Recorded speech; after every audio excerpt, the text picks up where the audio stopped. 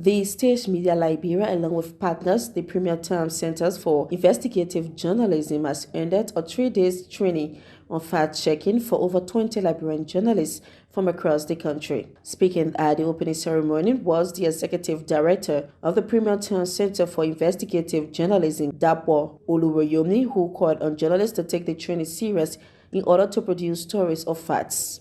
If we can do it better, it can lead us in very important heights.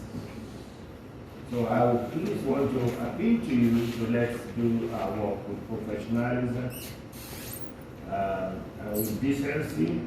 If we do it, it is this society that will profit from it. So for that reason, every good work of journalism is a work for the society that we live in. Also speaking at the training was the Executive Director of the State Media Liberia, Betty Keman Johnson Umbayo, who calls on participants to hold newsmakers accountable for statements that are fact-checkable. We don't want Liberian journalists to just report he says and she says. We want them to hold in-depth.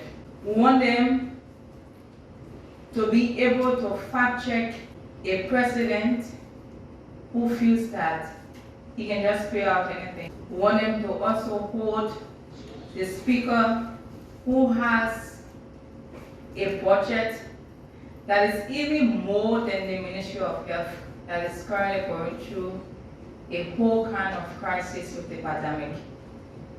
We want them to hold the judiciary who in the past years, the past 5 to 6 years, have not been audited. We also want our journalists in Liberia to find the need to write in a sense that if you are going to the court, all of us can hold a placard when your news story, when your report is ethical and it's professional. The participants also appreciated the State Media Liberia and the Premier Term Center for Investigative Journalism for imparting knowledge in them.